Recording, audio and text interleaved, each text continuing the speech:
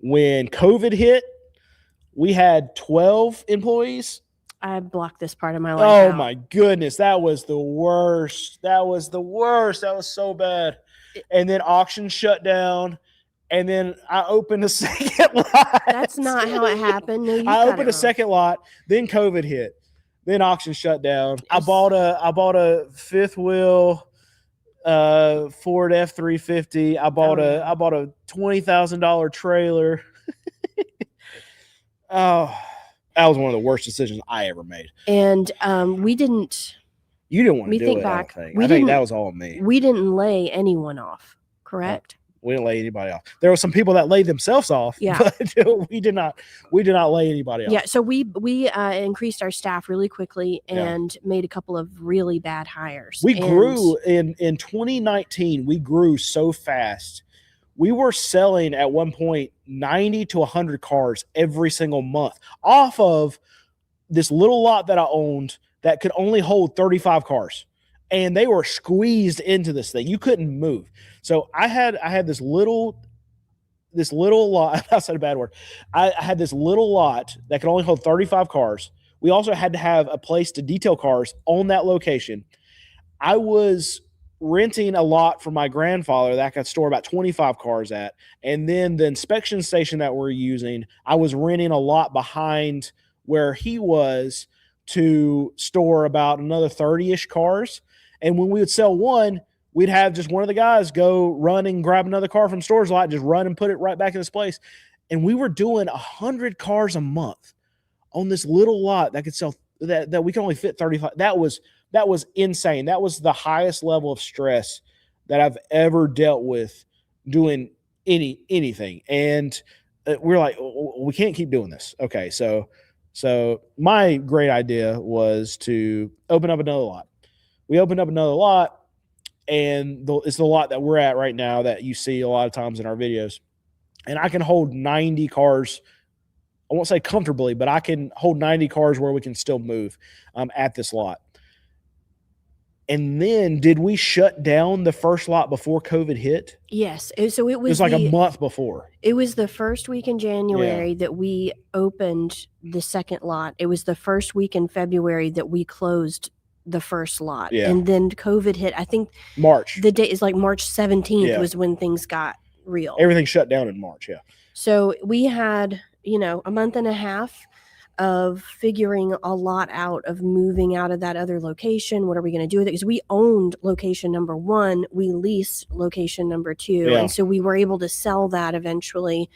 There was I don't know, it was quite a lot with the move, but part of the reason that we split it and went with 2 locations is because when we came to this location, which had not been a car dealership before, and typically when you're looking at commercial properties, the parking lot fits the number of people that are going to be in the building. So the parking is not going to be sufficient for cars for sale as a retail area. So it's hard to find a place that fits the business. But we ended up being incorrect about the area that we had outside. So we could fit a lot more cars here than we realized when we signed the lease.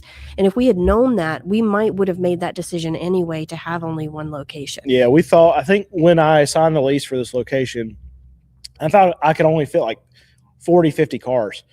And for whatever reason, I felt like I walked the property, but when we got there, it's like, okay, well, there's this whole other section like behind the building that I could put another like 40 cars back here. So it got to be where we couldn't buy, even with us selling 90, 100 cars and buying that many cars. How many auctions were we going to a week?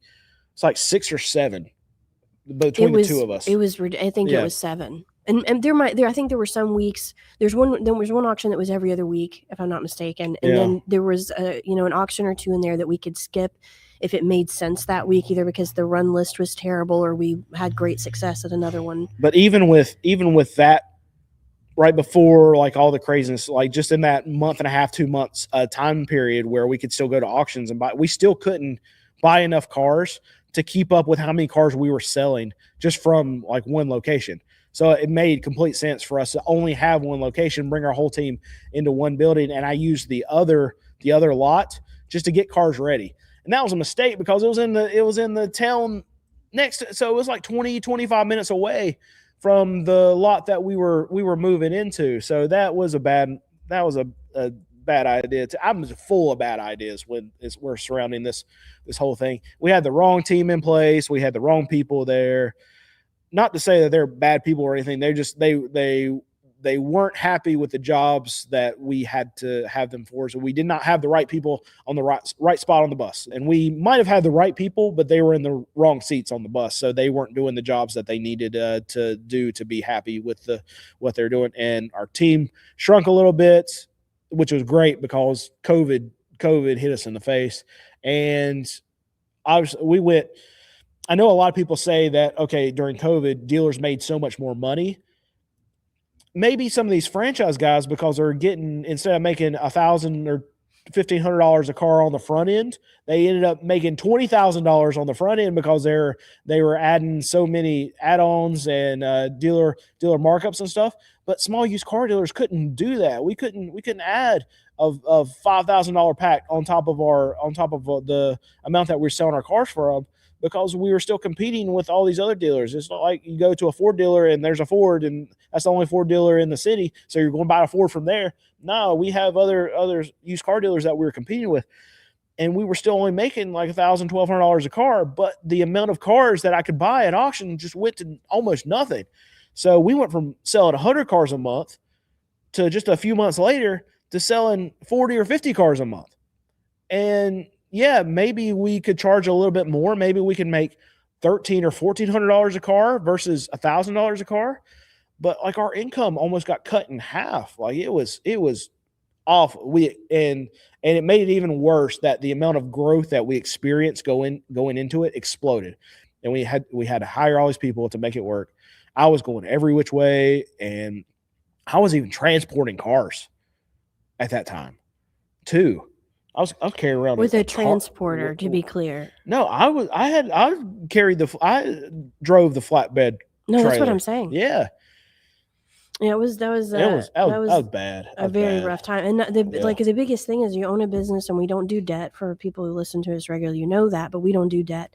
So we were heading in. So that meant the small business loans, all that was available. We didn't touch that. Yep. Absolutely not. Never even considered it. Yep. A lot of those got paid back, but we were able to get the employee retention tax credits. So, but that's not a loan. That wasn't a loan. We got that after the fact. So I know a lot of you would say, well, that was stupid for you not to take the small business loan because they all got forgiven. The government actually put in place for businesses that didn't take those a lot of these tax breaks, and we ended up probably making out better because we got tons and tons and tons of money back from the government from all the taxes that we paid on the employees that we kept. So the amount of money we could have got in the SBA loan was probably less than the money that we actually were able to get back on a lot of these tax credits that we're able to apply for. Now, it took years and years. We just got our last one from COVID. It was like less than a year ago, maybe 8 or 9 months. This year. Maybe it was. It hasn't been that long ago that we got our last one. That's how long it took for the government to give us this money. But we were never counting on it because we just assumed we were not going to get anything. I mean, if it's there, then that's fine. But we were never going to get a loan that was, I mean, you just don't know if it would be repaid, and we just don't touch that kind of thing. But we didn't know what was coming. We could be shut down in any day. And I mean, it was really hard for business owners. Anyway. It sucked. That's what happened. In summary, it sucked. Here's a quick one. It's easy. Okay. See if you know the answer. How many employees do you employ? Oh, counting us? I would think not counting, like with and without. Okay. Nate, Tara, Alex, Josh, Jeff. I feel like I'm missing somebody. Yep. We have 6 employees, ladies and gentlemen. Who am I missing? Technically, Brandon. Oh, Brandon's still. Yeah. Brandon's still on payroll. Yeah. I mean, that's a different Brandon. Yeah, so 6 right now. Plus us. For a small dirt lot operation, like a lot of you like to say, we have 6 employees, six families that we are responsible for making the right decisions on. And that is pressure. Terrifying. No pressure. How do you feel about online auctions like Copart and similar? So I won't buy a car unless I can put my hands on it. Now I'll bid on some cars online. Like there's like portals with Manheim, with a couple other auctions that we go to, where you can actually click a button and buy a car. And I've done that before if I'll go check out the cars like a day before. So I think it's very dangerous for anyone to buy any kind of vehicle without cranking it up, hearing it run. Here's one of the weird things: without smelling the car. Because cars can have some oil leaks, they can be leaking some coolant, and you would never know on that vehicle unless you're there hearing it run, let it get hot, and smelling the car.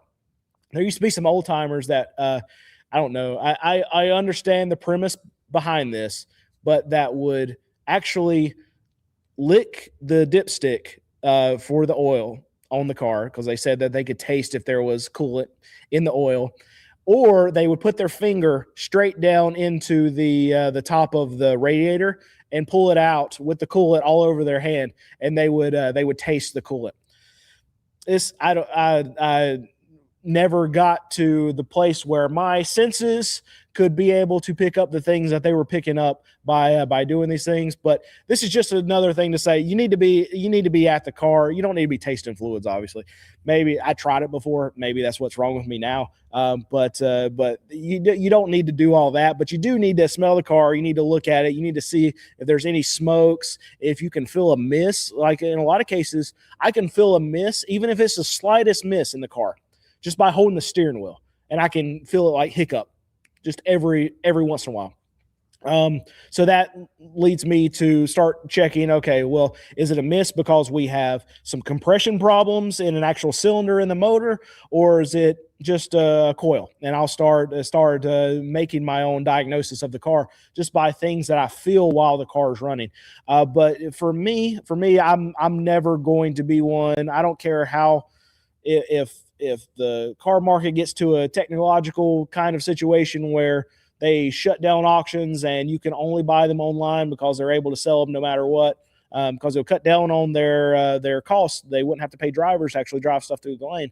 And they did this back during COVID, and I wouldn't buy cars like that. I would go and actually check out the cars when they would have viewing hours to be able to check the cars before the cars would actually run. I say run, but they just have a picture up of the auction of the car, and you can hit a button.